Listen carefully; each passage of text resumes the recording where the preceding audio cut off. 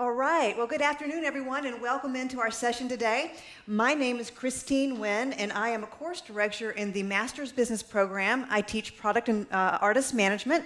And today we have a wonderful guest with us, and his name is Michael Cardwell. He is the founder and CEO and creative director of Digital Brew, a video production, and I really like it, explainer video production studio in Orlando. So please help me welcome Michael to the show today. Thank you. So to give you all just a little brief background, because I know we're running behind on time, a little bit about Michael. He basically about 7 years ago now, in 2011, had this wonderful idea to start his own business, as I understand, from his home. And over the past several years, he has built himself quite a business using obviously video and animation, but he has, to fast forward a little bit, basically he does video animation and, as I said, explainer videos, and in that process he has managed to win 14 Emmys, if I'm not mistaken. Yeah. And 8 Telly-Awards to go with it. Uh-huh. And he's worked for some names that you might recognize, such as Univision and DraftKings, Gamefly, Walgreens. Okay. There's Ray-Ban, Scientific American, Cisco. I don't know. Quite a few big names. Yeah. Yes. So I think for someone starting a business out of his house in Orlando, Florida, he's managed to move forward very well in the last several years.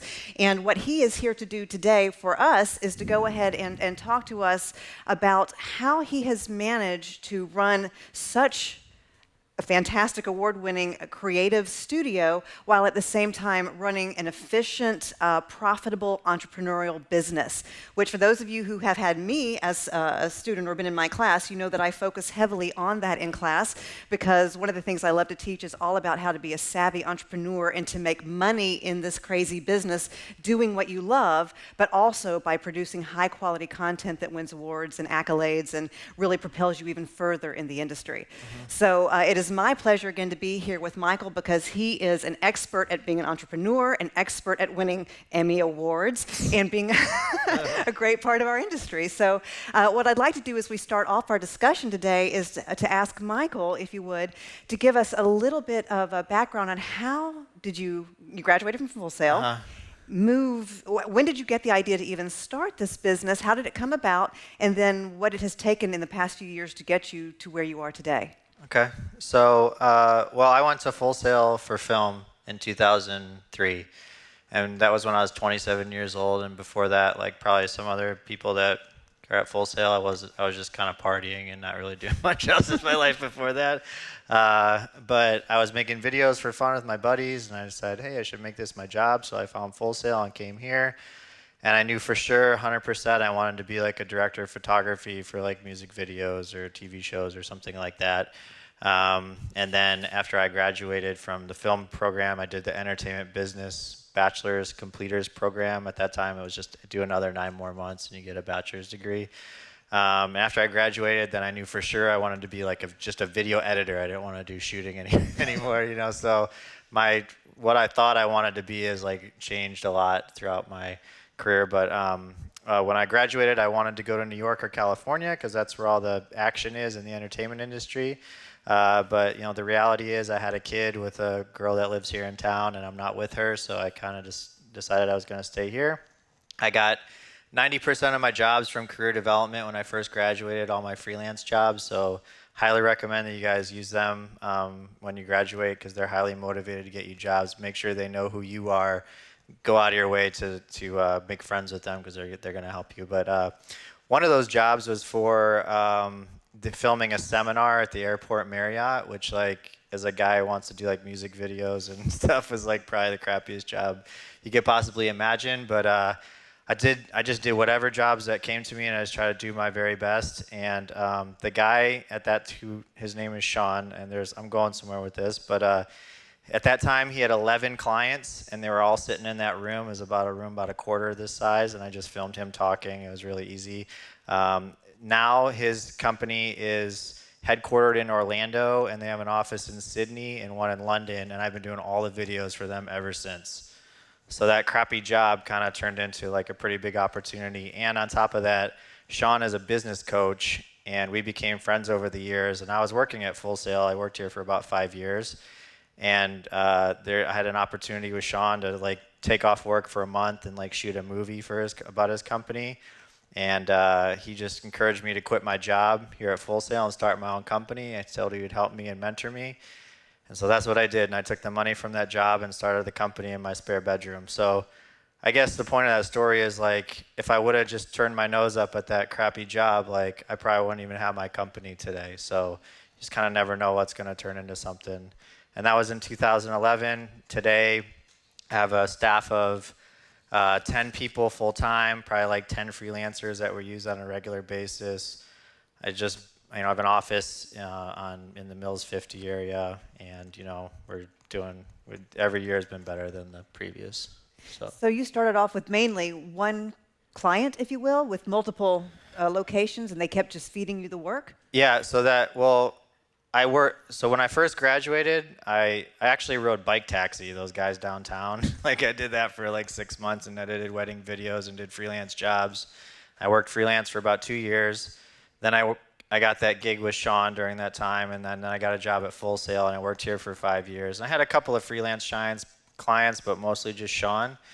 And I had built up enough that I felt like I was ready to quit and start my own company. And for the first 3 years of my company, Sean is a business coach. That's what his job is. So people would come to them and say, "Hey, Sean, how do I make my business better?" And he's like, "Well, you need to do ABC, and you need videos, and you need to hire him." So for the first 2 or 3 years, I ran my entire business off of referrals from him. I didn't have to do any marketing or anything. That's a heck of a client to find. Yeah. Kind of meant to be, wouldn't you say? I got really lucky. Then that dried up, and then I was kind of crapping my pants for a little bit, but we had to actually do real marketing, and so we started. We started off doing live action videos. For those of you guys who don't know what that is, it just means you film it with the camera. Then we realized that we were pretty good at animated videos. We did a couple of those. Started marketing for those, do the exact same marketing for live action as we do for animated, and the phone kind of like rings off the hook for the animated explainer videos. Mm-hmm. So that's, we've been doing probably 80% of our business is doing those now. 8%? 80. Oh, 80, absolutely. Yeah. Will you explain to them what explainer videos are? So it's just an industry term, or like in the business world, it just means animated video. I don't know who came up with that, but somehow it stuck. So an explainer video is just like an animated marketing video. It can explain something or not. They just call it that. But the value of that to, let's say, what you call the boring jobs out there, the not so glamorous, it's not music videos, it's not Hollywood films, it's Cisco. It's Gamefly. Well, Gamefly is a pretty cool one. Yeah. I mean, the thing is, like, these guys, they want their videos to be cool, and we just try to make them as cool as we can. And sometimes the content's not super exciting, like about Cisco's routers and how they're distributed on IE4 architecture or whatever the heck it is, but we try and just make them look pretty as we can and move nice with the budget that we have. And so, I think I do work I think we feel pretty proud of, but it's not like we have $100,000 million budgets for any of our videos, Right. So you got to do what you can with the money you got. Well, how long is the average video? 1 to 2 minutes. Okay. Yeah. Yeah, so the explanation is very quick is what it is.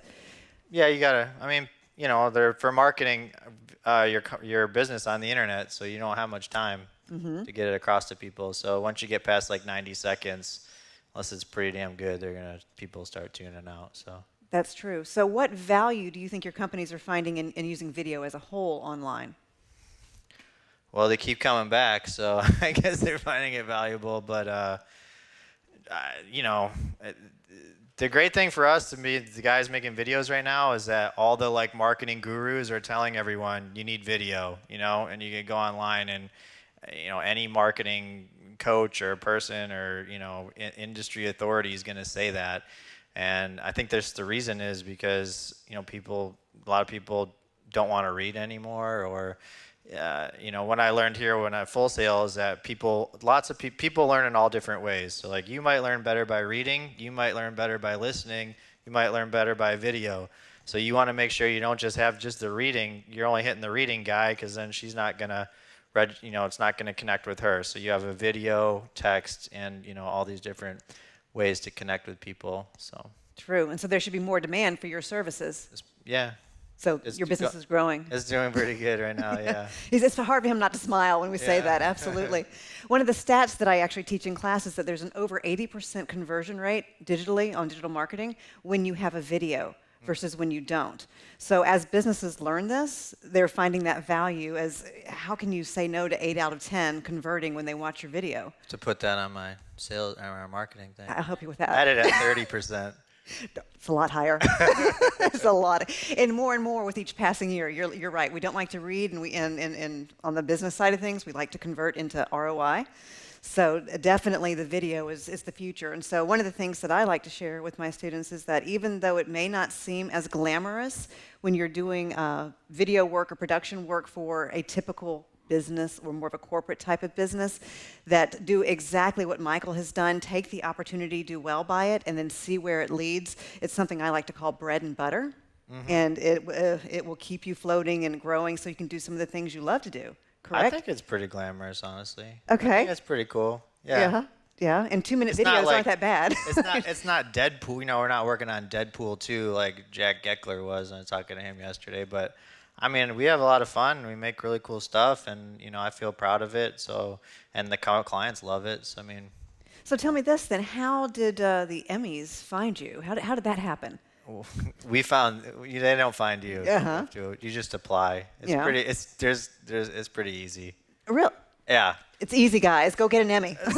Well, I mean, it's easy to apply. So the Emmys are like there's like the daytime, primetime Emmys that you see on TV that all the celebrities are at their award show and stuff. That's for like TV shows, and it has to be in so many households, and there's Nielsen ratings, or I don't even know what all the qualifications are, but like Game of Thrones and things like that. Those are the things that are at the Emmys that you see on TV.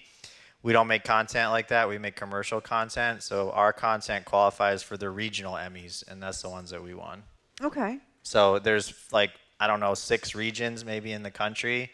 And we submit every year to the Florida Suncoast chapter, and anyone can do it. You don't. It doesn't have to be on TV or anything. As long as it's broadcast on the internet, it counts. And you pay a couple $100 to submit, and if they vote, they like it, you win. All right, easy enough. Well, how about the Tellys then? Those are even easier. That's just like you might as well pull up a truck and get the they just buy the trophy out the back kind of thing. Really, that bad? Well. I hope I hope their Tellys aren't involved full sale or anything. Maybe I shouldn't say that, but the Tellys, it's the same thing. You submit your work, you pay like $100 and to enter, around there, and then if you win, you have to buy the trophy on top of that. So, if in the Emmys, if you win, you don't have to pay more money, and they have like a big award show and stuff. It's like with tuxedos and everything. It's pretty legit. So you don't have to buy your trophy for the Emmys? No. If you win, they just give it to you. Well, that's nice. Yeah. Right? Yeah. Well, so as we fast forward to some of the things that you actually want to talk about today, so how do you go from being as creative as you are and taking what could be otherwise, my terminology, dry content and turning it into something that's really entertaining for the audience at hand? How do you go from being that creative and doing that well to actually being the entrepreneur in the background, running a business that's actually profitable? That's a big question, isn't it? Very big question. Well, I went to Full Sail because I wanted to be a creative person. I only actually did the entertainment business program because my parents were like, "You're already here, you might as well do it." And I was like, "All right, fine, whatever." I didn't really want to start a business at all. I hated business. My parents owned a business. I didn't want anything to do with it. I just wanted to make movies. As I've gone through my career and as I've gone through owning my business, I started off just being like the creative guy. I shot everything. I edited everything. I did some of the graphics. I focused more on that. As time goes on, your business starts to grow. You can't just do that anymore. Like you have to like find other people to do that because you have to worry about how you're going to get business in. You got to like do marketing and sales and go out to networking events, and then you got to look at your finances and prepare proposals and talk to clients and do emails and all this stuff. And like there's just not enough hours in the day to like do everything. So I had to make a decision, like, do I want to do the video editing, or do I want to do the business stuff? And actually now I find I really enjoy doing the business side of it. And I guess the way that I'm able to do that is I have a good team of people around me that are able to support me with the creative part of our business, and also the other business parts of it too. So I have a marketing person, I have a sales guy, and I have 6 production people, and I have an executive assistant that just does just for me to help me manage my job and life, I guess. So do you do any of the creative at all anymore? I just look, yeah, I'm, that's the part I like. I do really like that. So like I'm involved in every part of the process, like from the script writing, looking at the mood boards, the style frames. Like I review everything that goes out, but now I just kind of give my, advice or direction to the artists, and I don't actually, not the guy actually doing the work anymore. Okay, you're just making sure it's okay to go back to the client. Yeah, or there's no technical errors or spelling errors even, or stuff like that. And so now that you've transitioned into more the business hat, if you will, of the business, you're liking it more?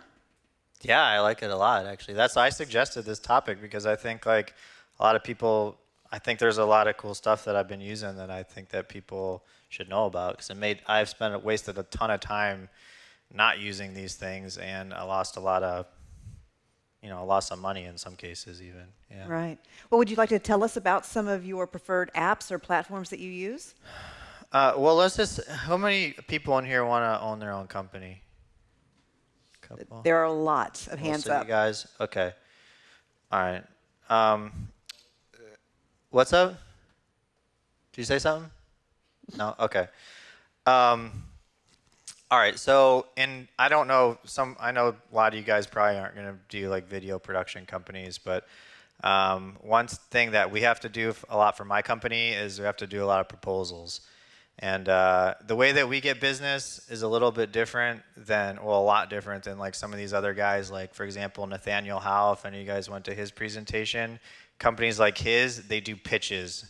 And maybe you guys have heard of that. Like, they'll pitch their idea to the agent, to whoever's going to buy it, and a bunch of other companies like his pitch, and they pick the one that they like.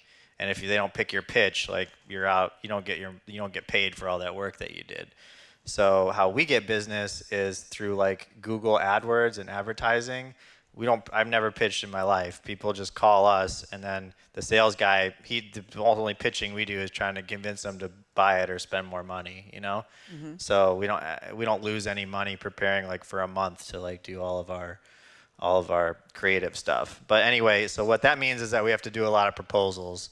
And I was doing proposals in InDesign before, and that just it would take like 2 hours to do one proposal, even having like a template that I would just duplicate and stuff. And if I had a video in there, because people want to see videos that you did, I'd have a video in there. I'd have to like have a link, so they'd be linking out of the proposal to go to the internet.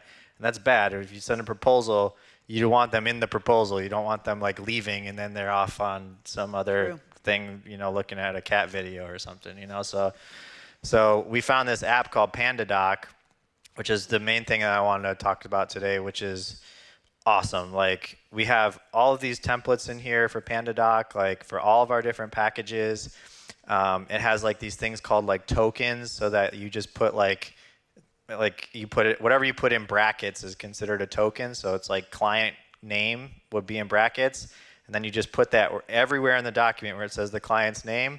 Type it in one time over here, boom, goes in everywhere instantly. So what was taking us like 2 hours before takes like 10 minutes now to do one.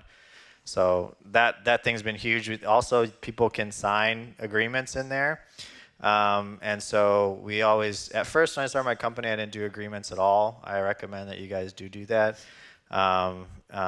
So we use Pandadoc to get all of our agreements signed. I was using Adobe Echo Sign before, and that one's fine too, but it's nice about Pandadoc is there's just all together in one place.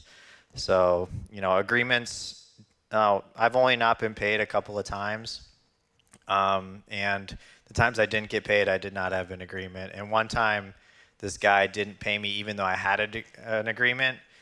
But anyway, it wasn't enough money really to go after him in court. So after a year, I kind of dawned on me, I should just send this guy to collections. So that's what I did. And then, what do you know? He paid like right away. Imagine that. Yeah. If I wouldn't have had the agreement, I would not have been able to send him to collections. So it's just good. It's a good practice to have those no matter what kind of work you do. And also, this is a little bit off topic, but always try and get a deposit up front when you're billing out for stuff. So if, for some reason they don't pay you, at least you got half of it. So we always bill half up front, half on delivery. So. True.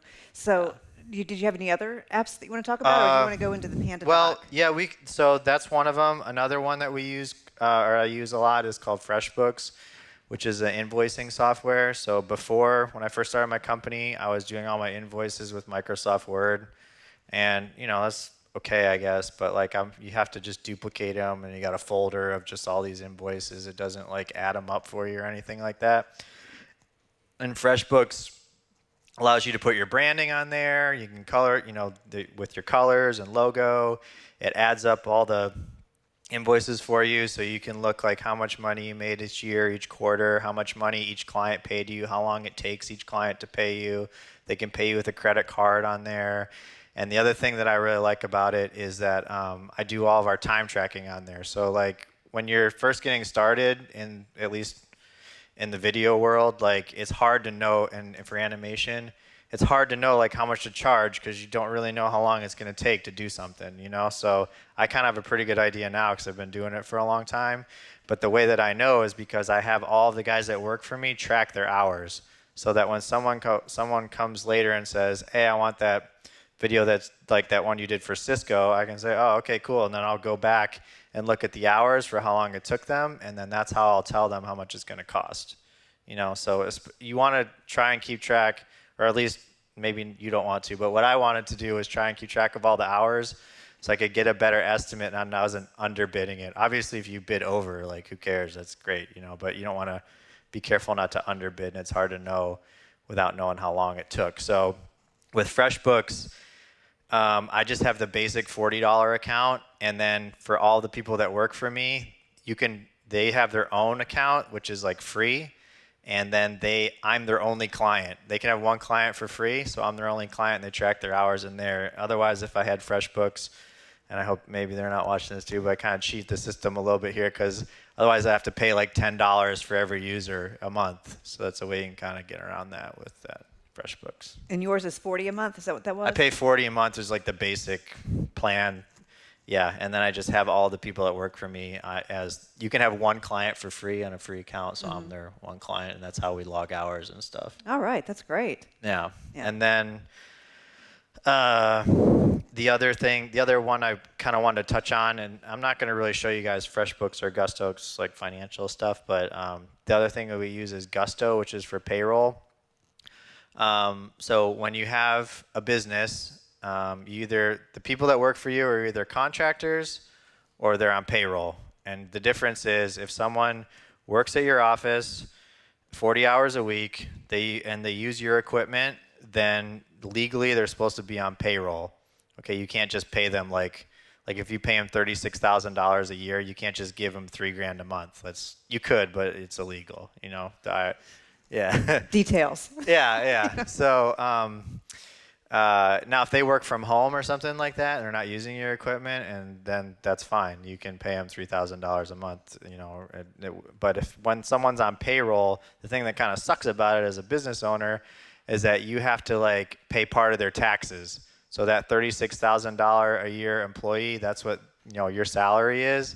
Well, it costs me $39,000 a year to have you as an employee because I got to pay part of your taxes. So some people will try and avoid doing that. And part of that is that, I know this is kind of boring, but I think it's important, is that you have to pay the money to the IRS every month, and if you don't, they will get you, and you also have to file this 941 form if they're on payroll, And I had an accountant that I paid the money every quarter that was supposed to, all of it in full. And this lady didn't send in this piece of paper, the 941 form.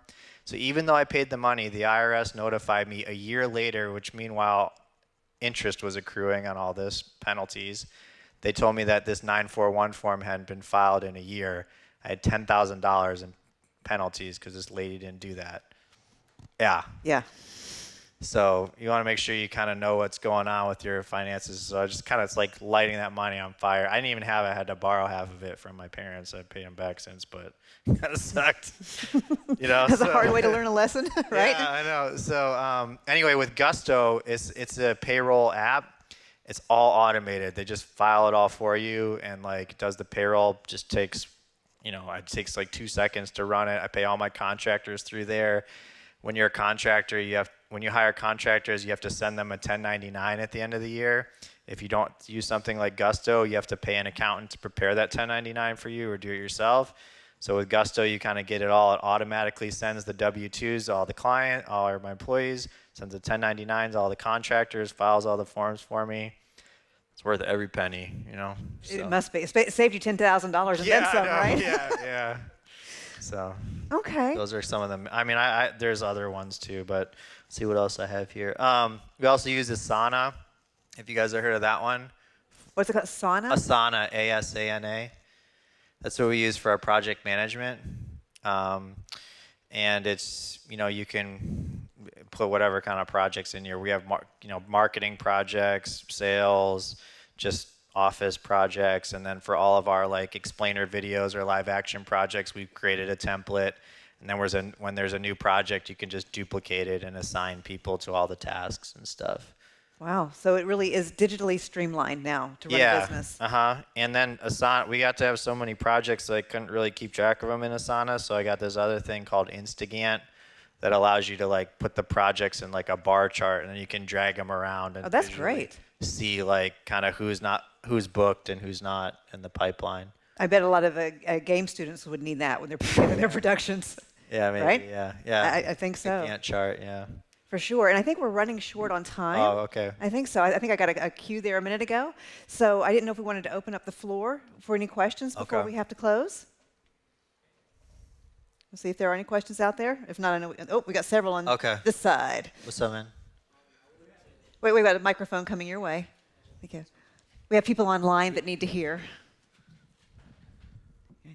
I know you you own a business and everything, and so when it comes to like owning a business and like you said, getting away from you doing all the work, you got to have a team behind you. So I wanted to know like how do you go about acquiring those members, or how did you per se like get your team or build your team? Well, the people that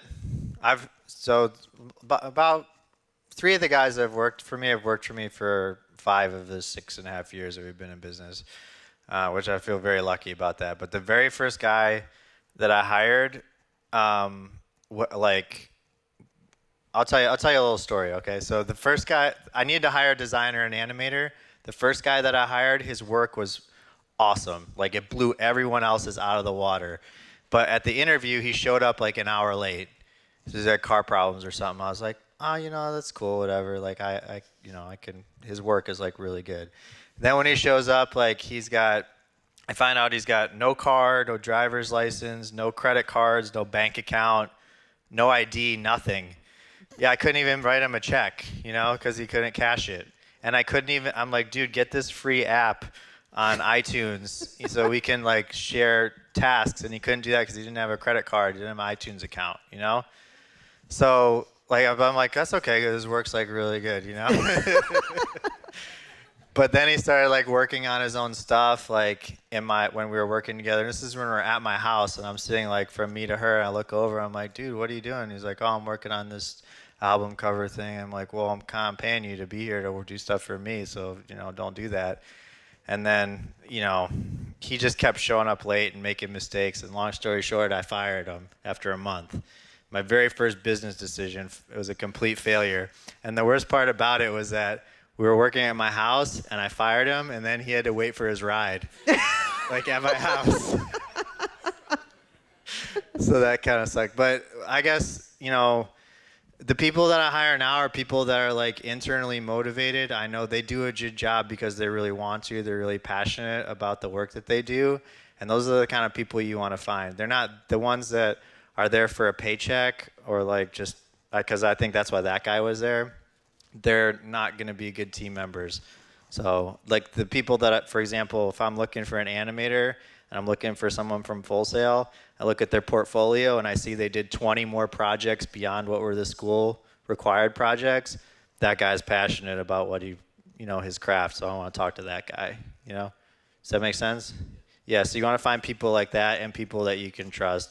And I also hired a friend, and he kind of screwed me over too by like just thinking he could do whatever he wanted because we were buddies and like show up late and kind of screw off and stuff. And I gave him like so many chances, I ended up firing him too. So I don't hire friends anymore. And I also don't hang out with the people that work for me like socially very much.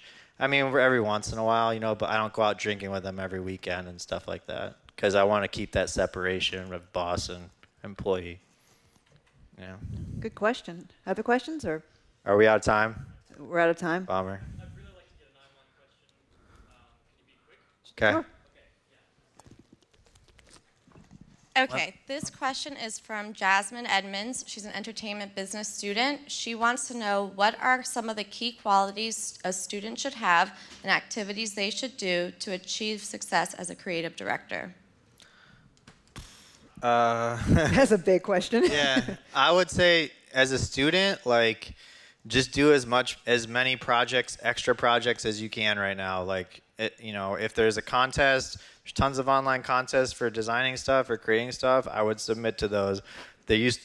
When I went to Full Sail, they had a lot of film festivals. I submitted for all of those. I did music videos with my friends. Like, you want to just start practicing as much as you can now, especially while you're in school, because it feels like you're really busy right now, but believe me, you're not that busy right now. You're going to be a lot more busy when you get out, and you're going to have life and a family and kids, or a husband or wife or whatever, and like now's the time to really start practicing your stuff, and you're going to keep practicing your craft even when you get out and into your career, doing extra projects and stuff like that, even if you don't get paid for them.